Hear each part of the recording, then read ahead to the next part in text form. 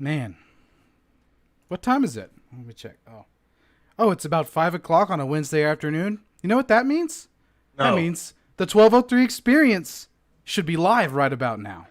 Oh, crap. We're live? Okay, wait a minute. I always look good.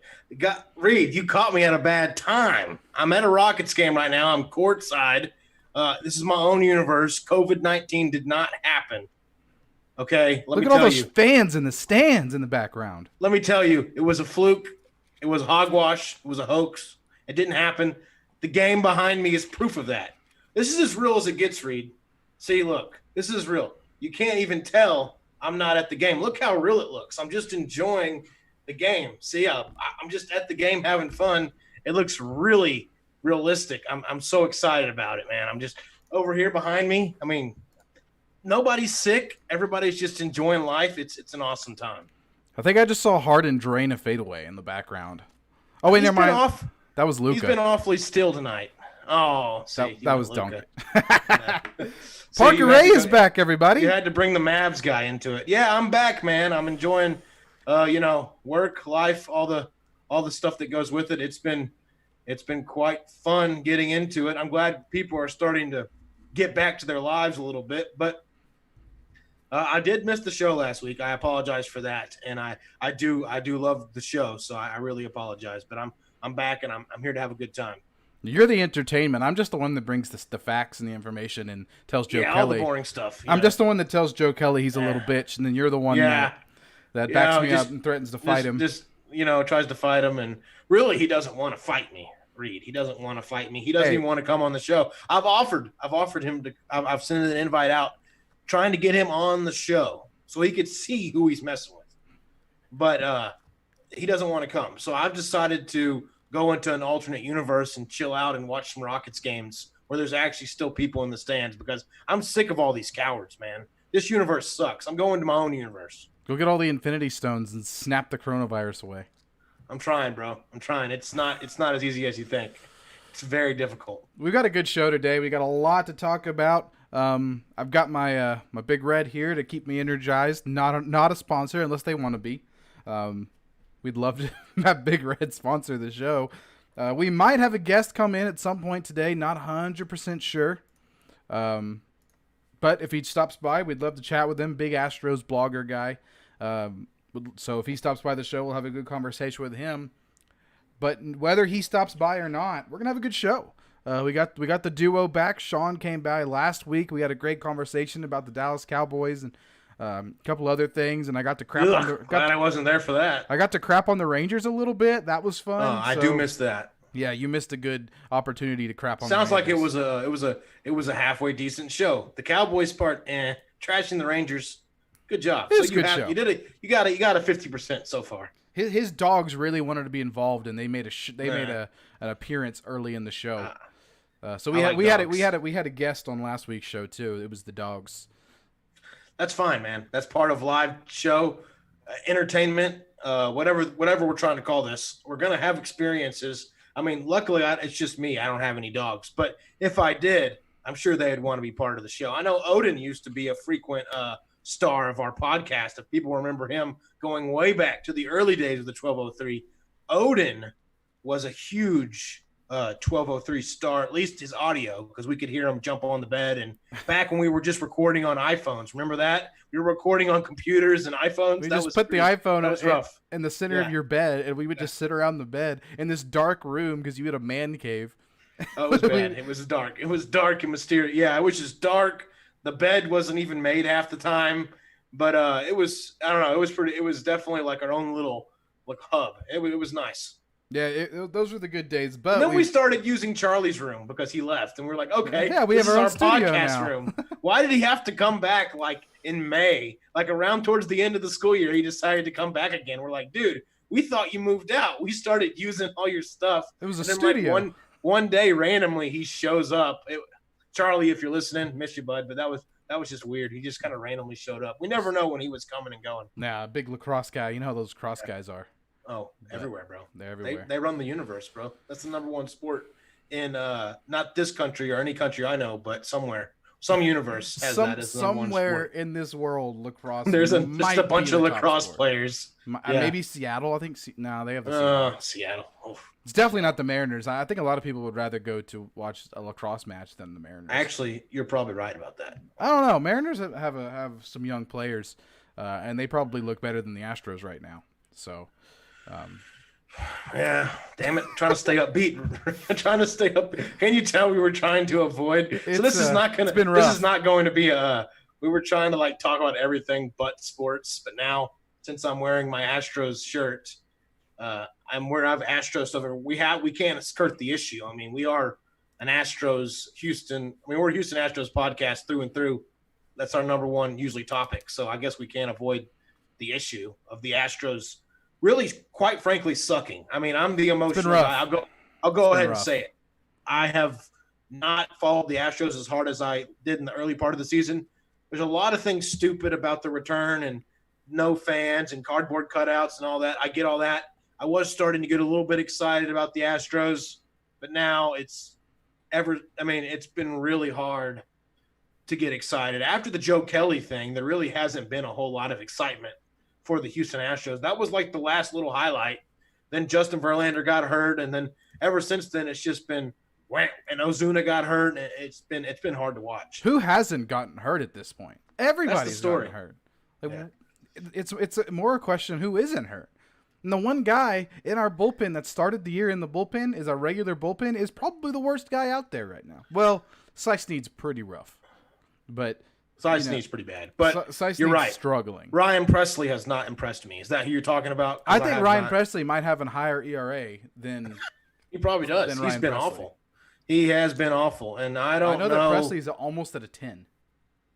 See, I know it's only been at some point you can't blame the season and how weird it is. Eventually, you have to just say the Astros just don't look good. I mean, that's what it comes down to. No, they don't. I mean, even offensively, like they're putting up a lot of runs and they're top 5 in runs scored, but they never get the runs when they need it. They don't come through it in the clutch moments. Altuve has just been, and I want to talk about Altuve a little bit. I was really looking forward to getting our potential guest thoughts on this because he's been the guy that we were going to have on. Hopefully we can get him on eventually. Maybe not this week, maybe next week.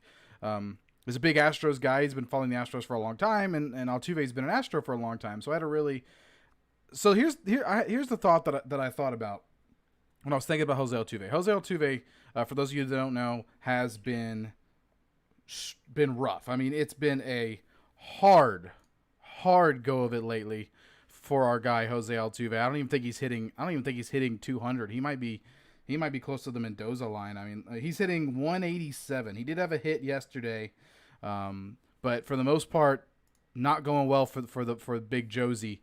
And here's an interesting thing about it, right?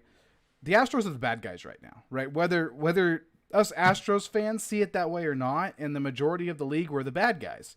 I thought being a bad guy would be fun at first, but it hasn't. It hasn't been fun, and the fact that we're losing, it almost makes us kind of like not even like a boss. Like at least when you played the Astros, you thought they were going to be a bad guy. You thought they were going to be like a boss, like Bowser or something. But right now, we're the little turtle guys. We're the little turtle guys that Mario and Luigi jump on our heads. They just jump right over us. Little Mario and Luigi are kicking the crap out of us. Hell, Princess Peach might even have her way with us at this point because, I mean, when I thought bad guy, I thought it was a big orange Astros logo on the chest, Bowser destroying everything. We're like a level 1 Koopa, whatever you want to call that. Not even the ones with the shell, just the little ones the mushroom heads, I mean, we're just the easiest bad guys you can think of. That's what we are right now, and it's disappointing. Well, and here's what I was getting at. Lance McCullers, who absolutely dealed the other night in our one win in the past week, yesterday, which we still almost blew. In the podcast, in the 12-6 podcast with Colin McHugh last year, him and Colin had a conversation about how in baseball, or really in sports in general, there's a good guys and a bad guys, right? So we've got good guys and bad guys in baseball. And I just got a response from our guest. He's going to join here pretty quick. I'm going to go ahead and get him in. So when you look at sports in general, Lance McCullers talked about this on the 12-6 podcast. Welcome to the show, James. Appreciate you joining us, man. Man, I'm so sorry. Hey, it happens. It's all good. I'm glad you were able to join us at all, man. I mean, life happens, right? I had 5 o'clock in my head, even though we already talked about 4:30. I'm an idiot. I'm sorry. 5 o'clock's usually the normal time. So yeah, I got to right shoot volleyball, yeah. but we were talking about, and I really wanted to get your thought. Let me introduce you real quick. This is James Yasko, correct? That's your last name? Yep. So, James, I've been following you for a long time. I've been listening since you did the morning drive. Hey, I love your stuff. For those of you that don't know, James runs a blog website, astroscounty.com. He's also on Twitter, Thicky Dawn. Great follow if you're an Astros guy. Really excited to have you on the show. But so what we're talking about Jose Altuve's struggles right now, and I know this is kind of a sad topic. But what I was getting at is, I don't know if you listen to the 12-6 that Colin McHugh does, but he talked with Lance McCullers last year about how baseball and sports in general has a good guy and a bad guy. Some guys can be the good guy, some guys can be the bad guy. Lance mentioned LeBron James is the guy that can't be the bad guy. I think the Astros right now are that bad guy, and I don't think Jose Altuve is handling that very well. I really think that's what's getting to him, because I think Bregman could be the bad guy, Lance can be the bad guy. I don't think Jose can. I think that's extremely accurate. It's pretty clear that he is he's pressing, and he's trying to get himself out of a slump with one swing of the bat. And he's never been a terribly selective hitter at the plate. So it's sort of, if he sees it coming and he thinks no one has more hits in the league since he came in. So this whole, I'd have to go back and look and see if there is a similar stretch that he's endured in the majors, and just it's amplified right now because of what happened this offseason, because it's the start of the season. Altuve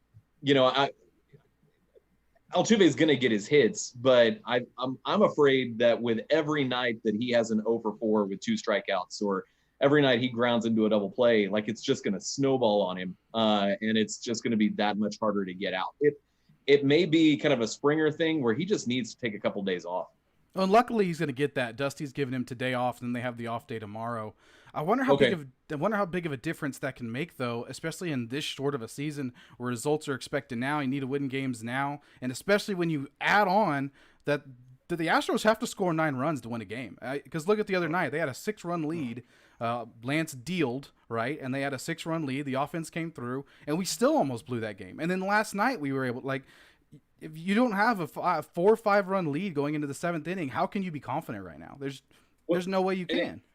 And that's so it's not, it's what we were previously used to. It's not what we have been used to, in the last 3 years or so. And even in 2016, when we followed up, that surprise run to the playoffs with just an absolute bed crapping. Yeah.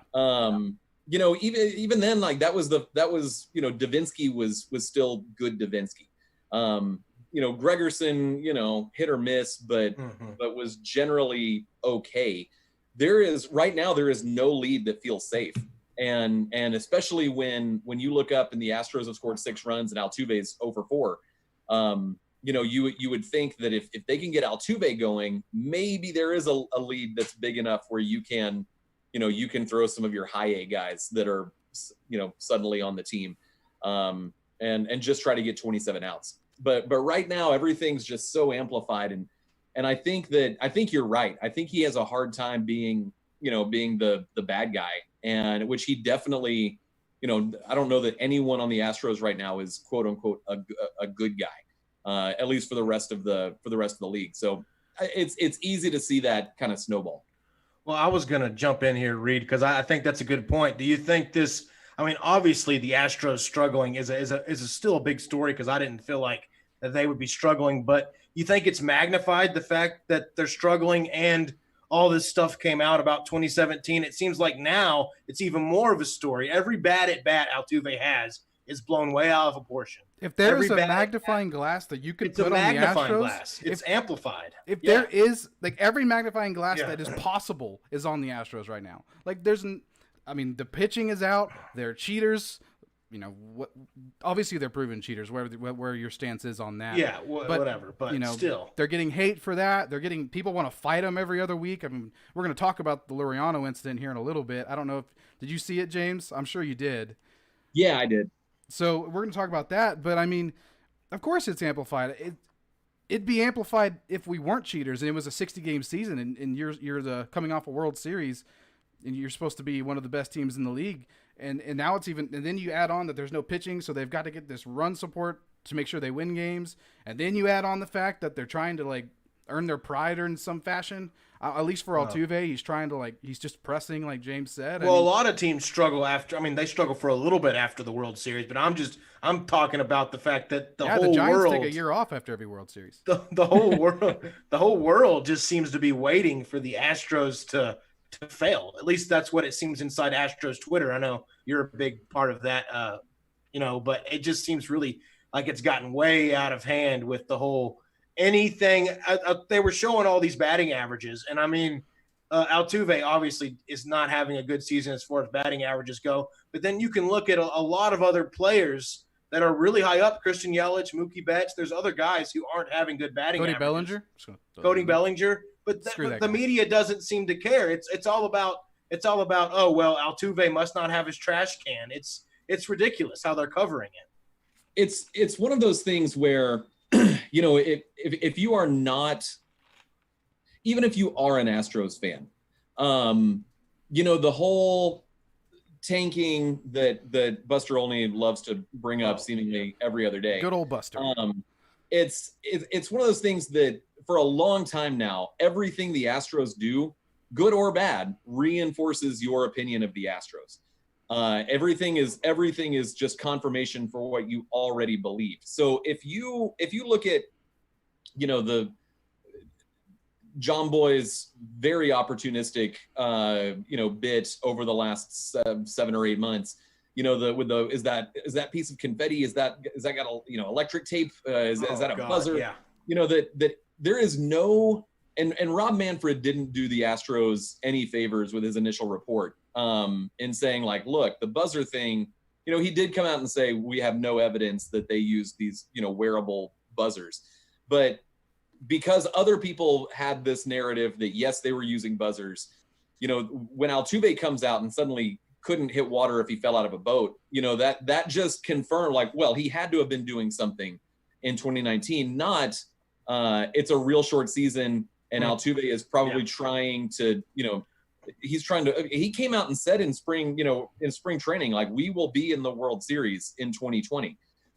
He's trying to back that up with every single at bat, and it's not working out for him. And the longer it goes, maybe 1 4-hit game, where he just, bloops 4, between, second base and center field. Maybe that's enough to get him on track, but it's been rough. Do you think Altuve feels like he needs to be the hero? Because when you look back at when the whole thing came out, he was one of the ones, him and Alex, that did the press conference.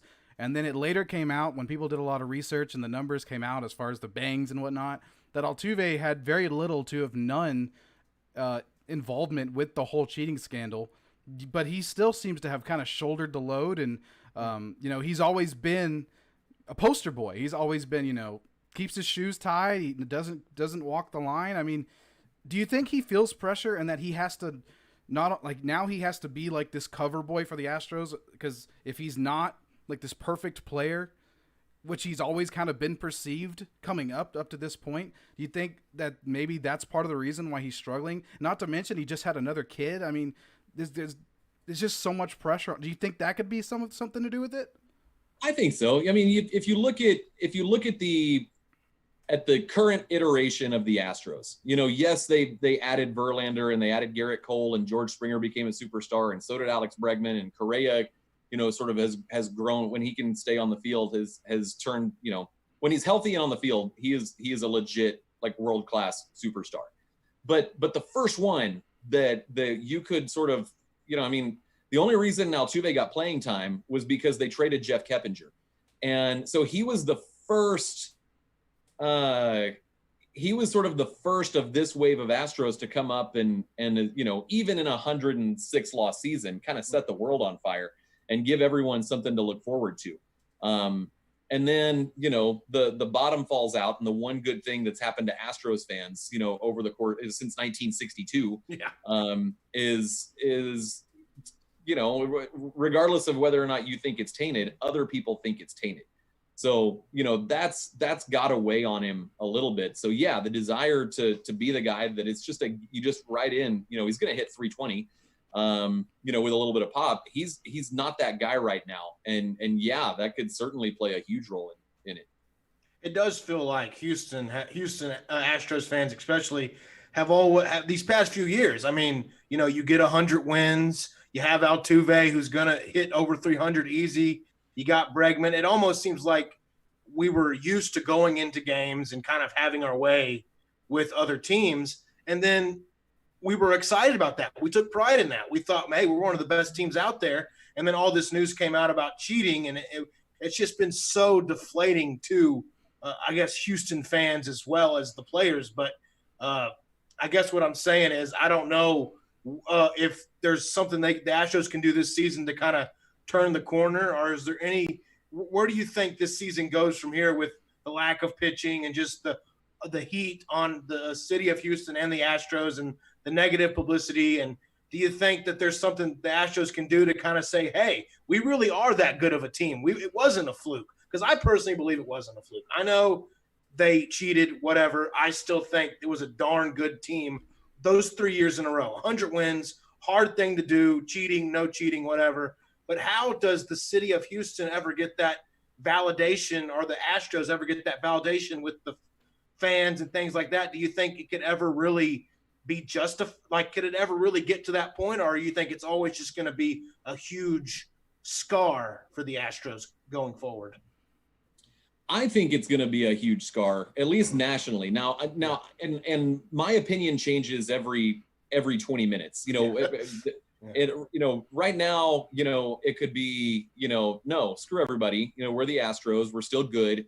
This is what everything's been built towards, having this sort of sustained success at the major league level. And then 20 minutes later, I seriously consider, like, I'm going to shut the blog down. Like, it's just not, there's too much going on. Like, it doesn't feel worth it. Like, I don't know. But I think, every time, and just to kind of put it back on us Astros fans, every time I hear the Cardinals mentioned, I think, change your password. Like, it's not going to go away. It's true. I don't think it's ever going to go away. And maybe it shouldn't. Rangers tighten your belt a little bit more, but there's other things. Let's talk 2020 season a little bit. What do you think of the pitching staff? Because I've actually, as doom and gloom as it's been, and all the injuries, and you look at the bullpen, the only guy that was supposed to be in the bullpen is probably your worst bullpen pitcher, not named Snead, with Ryan Presley's ERA through the roof. But you got guys like Anoli Paredes seems to be legit. And I know he struggled a little bit last night. And James, I know you said you haven't watched every single minute of the games, but I'm sure, like I have, you get the updates, so you know what's happening. What have you seen from some of these younger guys? I really like Anoli Paredes. I think Blake Taylor kind of had his first bad outing, but other than that, he's been pretty good. What are you thinking of some of these young kids?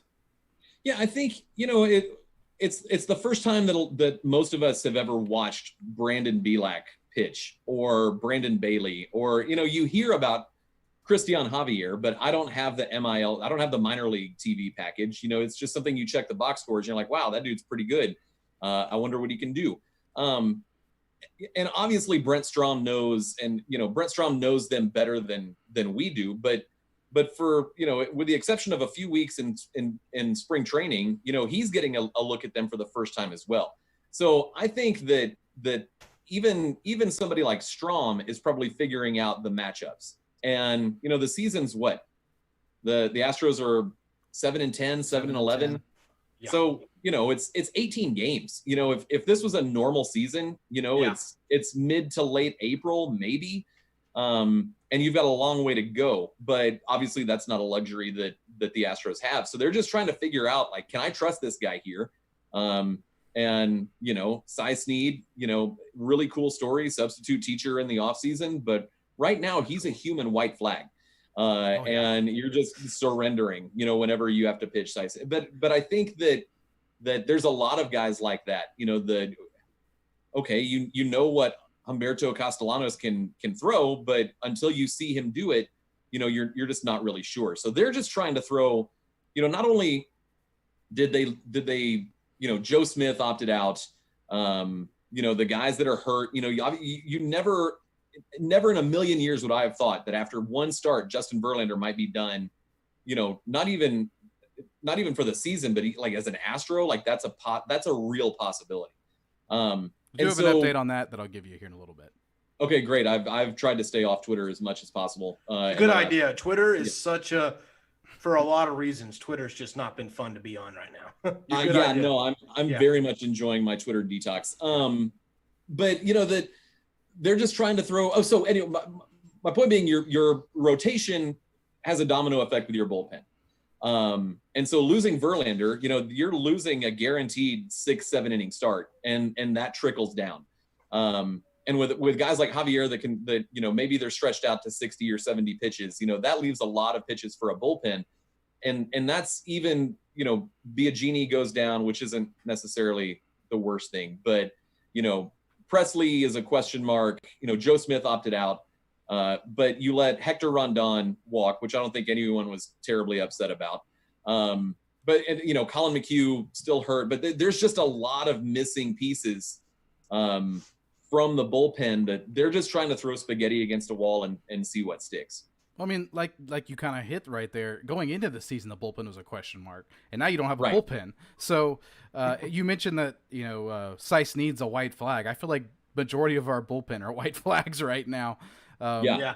But let's touch on some more promising notes before we go crap all over Ramon Laureano, which I think he's actually a little more in the right than Joe Kelly, depending how you look at it. We'll break it down here in a minute.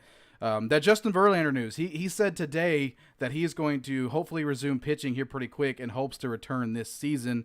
So make of that what you will. I want to get your take on that. Also, Yordan is apparently a day or two away. Super pumped about that. What are you hoping to see from those two guys?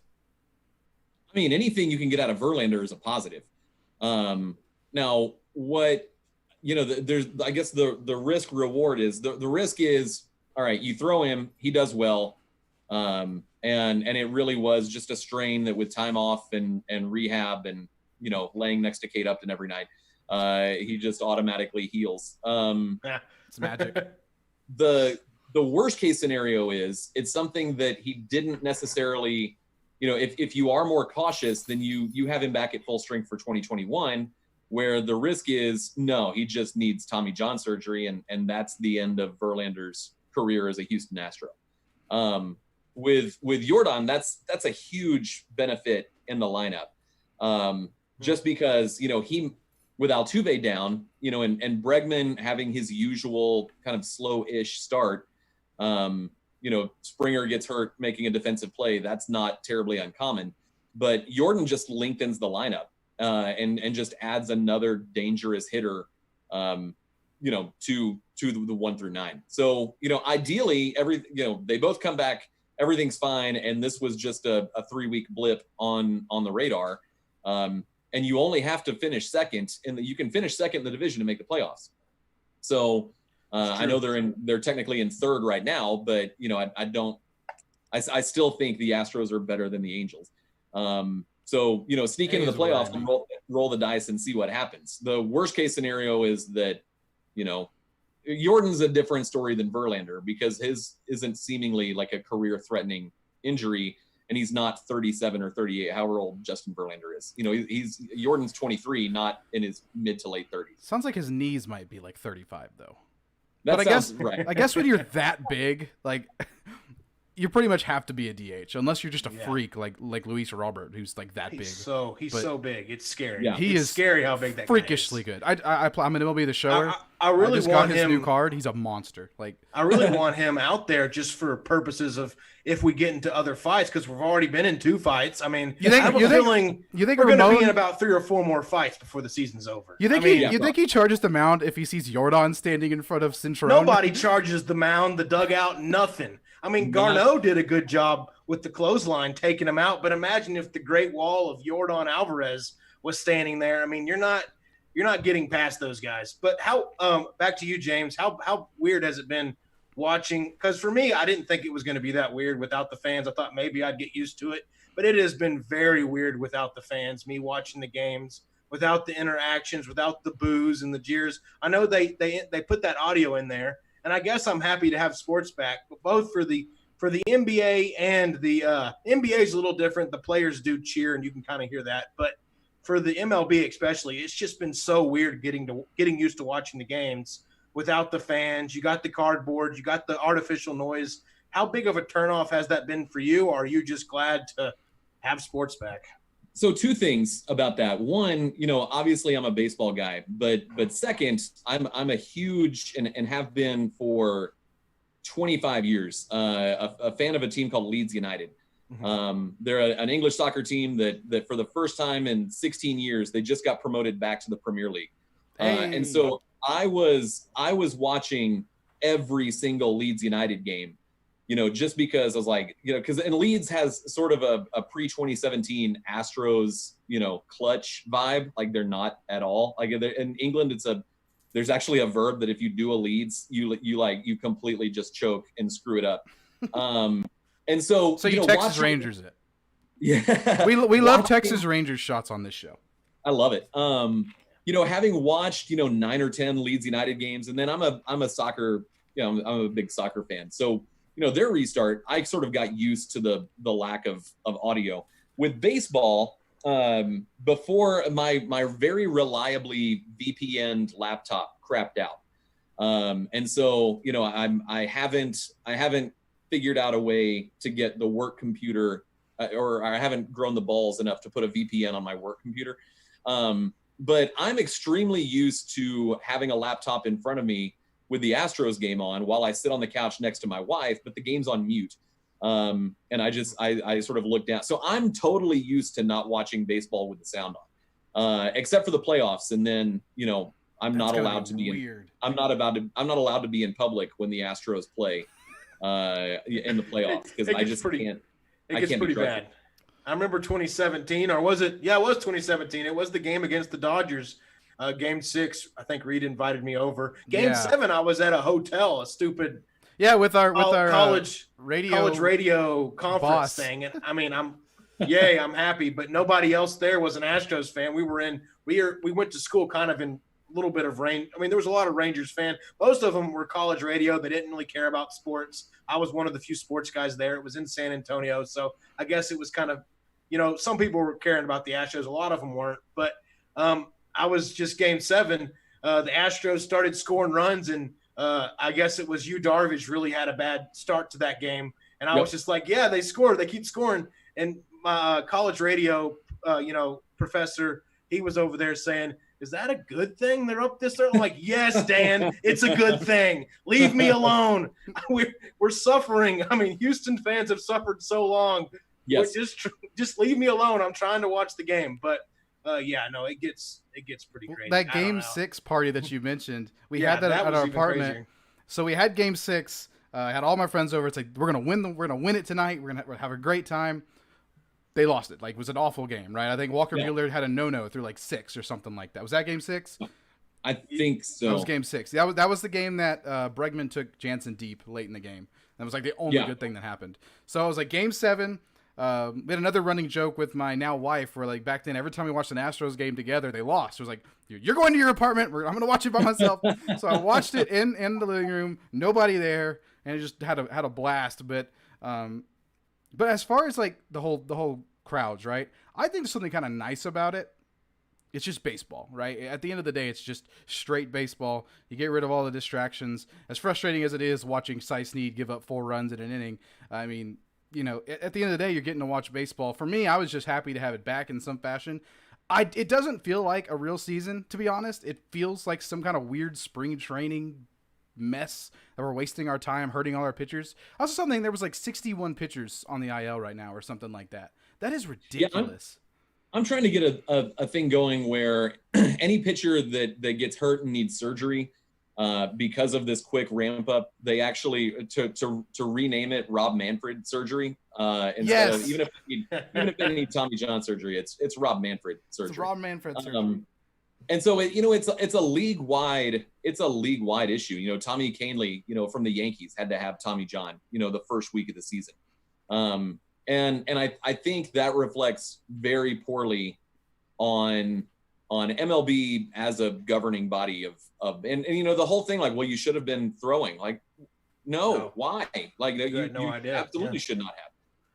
I agree with that. And I think we were talking about the incompetency of the MLB back on the earlier shows, because you look at the NBA, they had the bubble plan in place. They followed through. For months they had it figured out. Months ahead. Players knew. And I do think and NFL, as far as we know, they're still ready to go, full go, whatever. We're seeing college football. They're having their troubles with fall sports, but that's a whole different thing. But as far as the pro sports go, MLB was kind of at the bottom of the list of how they handled.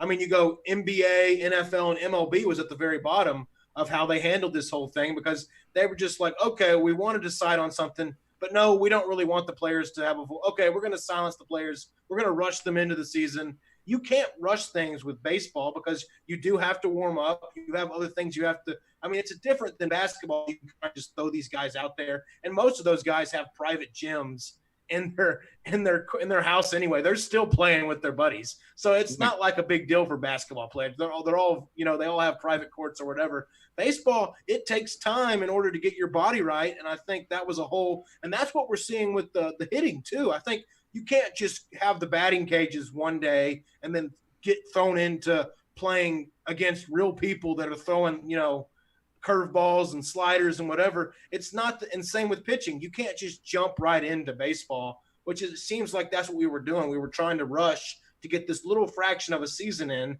and now it's feeling kind of sloppy. Teams are going out with COVID. The whole thing has just been crazy. They should have done like a bubble idea or had some more organization up top, but it seemed like they were just rushing to get it back. And now we're seeing some results. I mean, some teams have only played like 5 or 6 games. Other teams have played like 10 or 12 games. At the end of the season, how are you going to know which teams are good, which teams are not? And then all of a sudden, they just everybody make the playoffs, whatever, 8 teams from each league make the playoffs, whatever. We're just going to let everybody in. It just feels kind of sloppily done. Yeah, no, it's definitely a reflection of Rob Manfred. And it took a very special person to make me miss Bud Selig, but by God, Rob Manfred did it. So it's just been a real, I don't know. And for me personally, like maybe the sign stealing thing got to me a little bit more than I expected it to. I just can't seem to get jazzed up, and I do get the updates on my phone, and if my wife goes to the store or something like that, then I'll turn on the radio because I can get the radio feed on my phone, and I'll listen to it. But I like either way, like I'll see the update and I'm like, oh, that's cool, or that sucks. I'm just not, I don't know, like I'm just not that excited about anything. Really, it's not just limited to baseball. No, it's true. I've got some, so there's some definite, just worldwide anxiety that I can't seem to get jazzed up for a 60-game season. Reed's been the one on this show. I'm about to say Reed's been the one on this show that's kind of kept me, trying to be excited about things. But I told him like a couple days ago, I was like, man, you just do all the Astros stuff. So I'll try to focus on the Rockets because we try to do other sports too. But most of our show is Astros, and he knows a lot more about the Astros than I do. But I usually get excited. I'm like, okay, I'm usually the guy that kind of pumps everything up. But now it's really just been him talking about it. I'm trying to get excited. But there's a lot with all the stuff going on in the world. And then on top of that, the losing and the negativity. If they were winning, I would feel completely different. I admit. I'm a bandwagon, whatever you want to call me. But if this year we needed wins more than ever, I think everybody wants their teams to win. But then when you get excited about your sports and then your team starts losing and players getting hurt and you're seeing all these minor leaguers pitch, it's like, oh, why did we even, why do we get all excited about this? I don't know. It's just it's a whole mess. For me, starting the season, obviously I was excited. I wanted them to do good. And I was just excited to watch baseball again. And as the season's gone on and how shitty it's gone, it's kind of progressed to where I'm really watching more to see how individual guys do. I don't get near as much excited about the wins and losses anymore. I'm almost to the point where I could care less.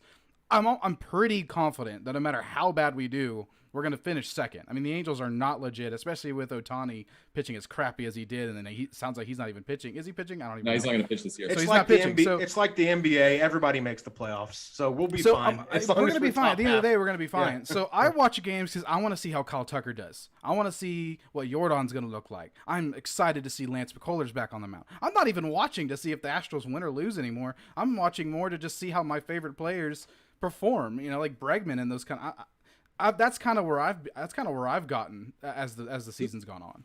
So you've gone back to like a 2012 mentality. Oh, for sure. Like, for sure. So, we know that, it's going to be in 2012, nobody had any, and rightfully, and no reasonable person had any expectation of any, I spent more time like following the minor leagues than the major leagues back then.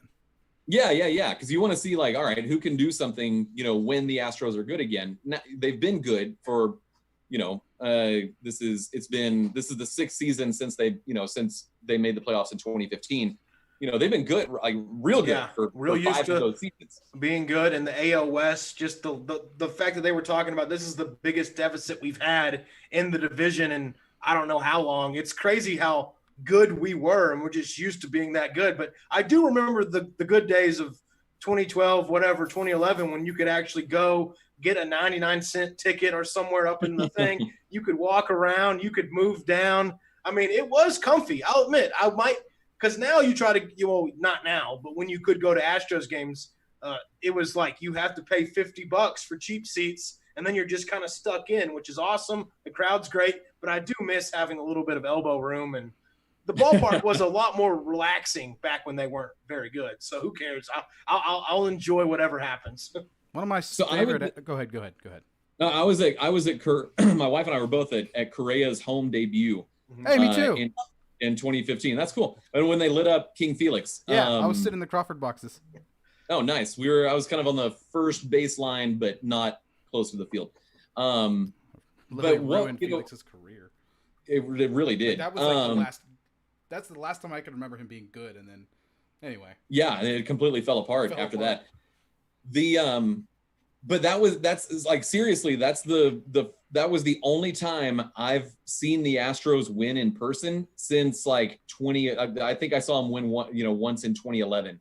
And we moved back to Texas in 2014. So, but we still, we're not that far away. We still get down to games, but I'd have people come up to me and be like, people that I work with, they're like, in the playoffs, like, you going to go to the playoff game? And I've people like offer me a ticket, and I'm like, no, I'm not going to the game. And they're like, well, I thought you were a fan. I'm like, I am. That's why I'm not going to the game, because they will lose if I am there. So I'm just might as well stay home. Real fan. A beer isn't $13 in my house, and so I'm gonna sit and watch it on TV like everybody else. I do enjoy the setup at home. You got your recliner, you got a nice beer. You don't have to worry about doing the stupid wave, which our fans are the stupidest about. Reed hates the wave. Reed hates the wave. I get on. I just do it to piss him off. I get into it, but I am one of the. He hates it. I hate it so much. It just drives me nuts. It's like I'm not here to like flop my arms in the air in tune with. What was that joke you had? It was the bottom of the ninth. 1-run game, bases loaded, 2 outs, full count. Hey, here we go. We're doing the wave. Roll it. I hate it, dude. It's like you don't care. You don't care about the game. I'm not there to wave my hand. It makes me so mad. That's a whole side note. Anyway, let's get back. Let's talk shit about Ramon Laureano, man. Instead of putting me on blast for hating the wave. What do you think of Ramon Laureano's that incident? Because breaking it down, he was hit twice. Once by Castellanos, a dude it was in his second major league start. It was a slider and a 3-2 count. Just got away from him. I can understand being a little irritated that you got pegged. Right, of course you're going to be a little irritated, but know the situation, man. And then he starts chirping at Castellanos, saying something about teaching him how to hold the ball, which was honestly kind of funny. I got to give him credit. Yeah, that was a pretty clever little comeback. Do you know? Have you broken it down as far as when Cintrone started running his mouth? Was it whenever that happened, or when he started getting closer to first base? What did you see there? I don't know, but I think one of the, you think of the 2 fights that the Astros have been in, this season, with Joe Kelly and with Laureano, how much of that is, and I don't know, maybe when you're at the field level, like you can hear absolutely everything that's going on. I just wonder if the lack of fans, you're used to yelling on the field, but the fact that there's no one, no one's cheering, no one's booing or whatever, if that hasn't actually sort of increased tensions in these situations, you can hear exactly what someone's saying to you. For sure. Over that stupid crowd noise. Yeah, and maybe a year ago you don't even hear it, and it's not even an issue. Now, and I do think the Astros have a target on their backs, not only for sign stealing and whatnot, but they've dominated this division for 3 years in a row, and I guess they didn't win the division in 2015. But you want to take down the team that, so you're in Oakland. I think all Astros fans knew how important. You only get to see Oakland twice this year, and you know that they could run 25 Eddie Geidel's out there, and they're going to win 92 games, and you don't know how, because it's actual witchcraft that what Oakland does year in and year out. Yeah, I don't know. So, if the Oakland A's get their hands on a guy named Matt, he's going to be an all-star. It's just the way it is. It's all. Don't let them get guys named Matt, because apparently get a dental assistant named Matt, and suddenly he's hitting like 70. He's an all-star. Yeah. I like the point you made, James, about the what do you really. That probably happens 90% of the time, where someone's yelling something in the dugout and you just don't hear it because there's fans, all that stuff going on. And then a player overreacts. And then, being a man, you have to stand up to what you said. You have to, if someone says, "What'd you say?" you can't just cower now. You have to actually, unless your name's Joe Kelly, then you can run away. You have to double down. And with Joe Kelly, he's going to run away. You got to run away and hide behind your team. You got to double down. I mean, watching the NBA, I see it all the time too. Half the time, I mean, the announcers will be saying something, and then you'll hear the players say a cuss word or something. Beep, it'll just go blank for like half the NBA broadcast. The players are cussing each other out. That didn't just start in the bubble. That's been happening. I mean, if you sit close to any sporting event, you're going to hear some things that you may not want to hear, or it's just part of it. I think that's a big part of it, is the fact that, oh, I said it. Oh, wait, now he can hear me. Well, I can't back down now. And, I mean, you look stupid if you back down. So I guess a lot of that, that's like a Joe good Kelly point you made back down. about crowd noise. And right. I agree.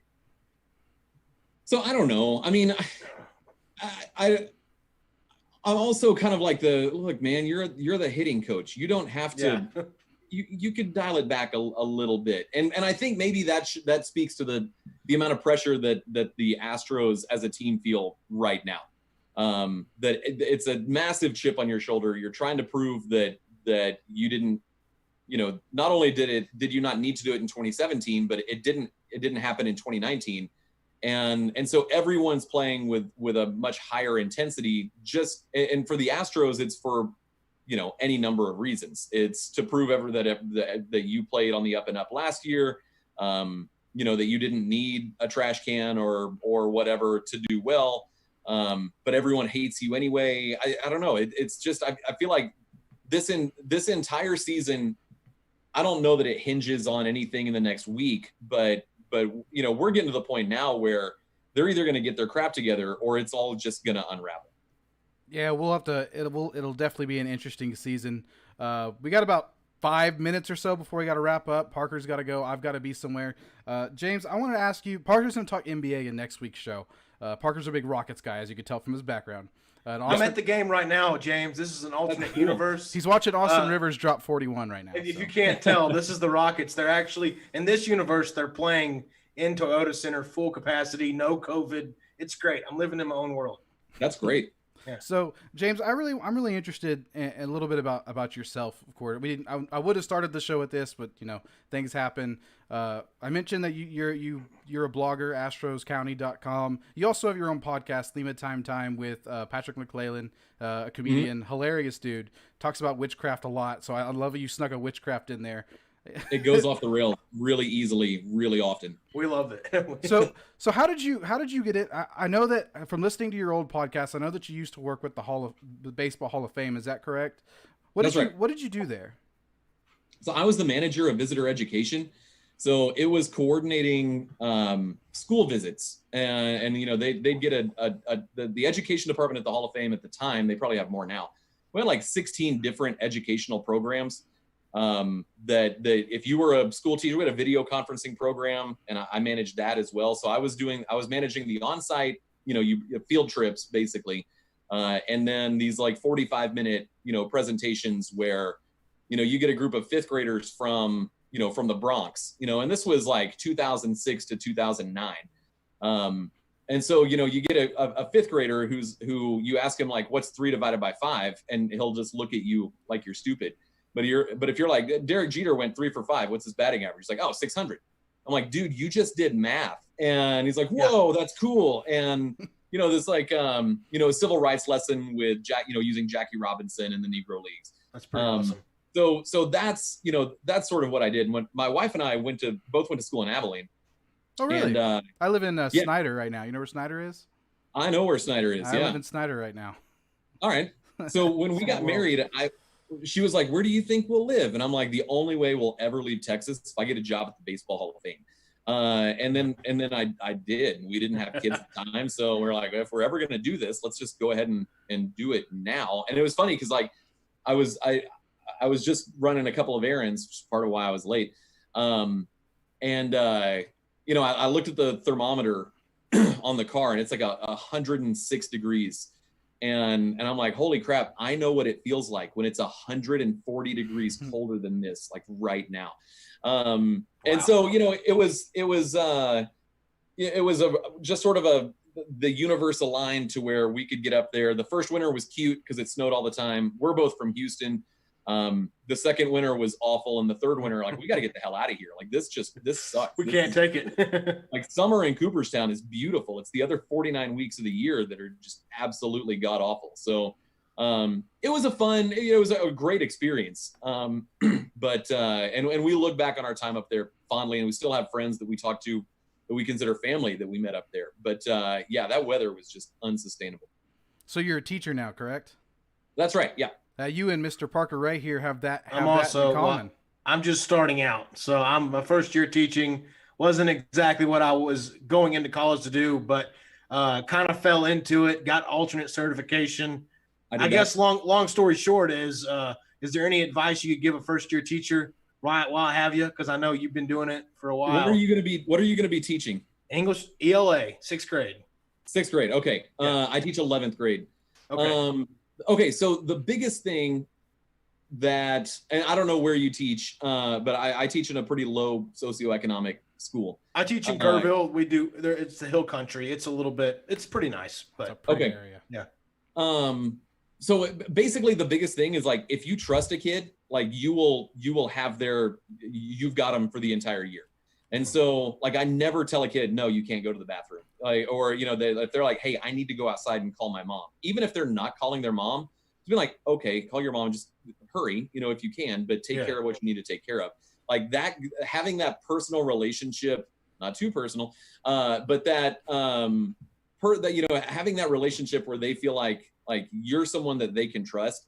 Like for the kids that I teach, like there's not that many positive male figures in their life. So being that person really goes a long way. I actually saw that in teaching in general. There's just not a lot of male teachers, not a lot of ones that I guess the boys can kind of relate to. There's a lot of great female role models in schools, but as far as males go, it is kind of it's a weird profession for us because we definitely are kind of in the minority as far as that's concerned. But it is and cool. Don't be afraid to roast them. Like, I mean, don't be like mean. But I got you.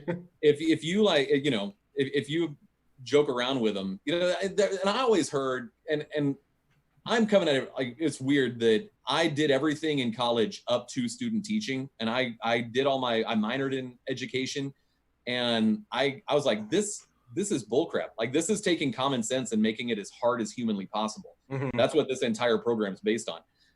And I heard the advice, like, don't smile until Thanksgiving. Don't do that. Like, I mean, if you have an inviting, if you have a classroom that's fun to be in, that you're personable, that they have a good time in your class, like that's really all you're looking for. Well, that's awesome. I appreciate that, because a lot of people are like, you got to do this. You got what kind of sounds like you're just saying, be yourself and trust the kids. And I really appreciate that feedback. Thank you. Yeah, and shoot me a message or text me, and I'll be happy to talk more about it. But the kids are cool. They're no different. The soundtrack changed from when we were in school, but they're the same as we were. So just they're not aliens. They listen to different. They're just music. Smaller people. Yeah. Right. Yeah. Right. Yeah. Thank you. I appreciate that, man. I'll definitely hit you up. Yeah. I think that's going to do it today. James, we really appreciate you coming and chatting with us, man. It's been a great conversation, I think. Yeah, no, I'm sorry I had a brain fart. No, it's all good. If you want to check out James' stuff, if you're an Astros fan, I highly recommend it. AstrosCounty.com. Lima Time is the podcast. At Thicky Don. Oh, at Astros. What's the Twitter? At Astros County, yeah. At Astros County. Highly recommend him. He's a great follow, even though he's on a Twitter detox right now. When he comes back. I'm on a Twitter and blogging. If you're discovering Astros County now, there's some stuff in the archives that are pretty interesting, but I'm not doing a whole lot of updating right now. Well, when he does come back, be ready, because he's going to bring some good stuff. James, thanks for joining us. We will be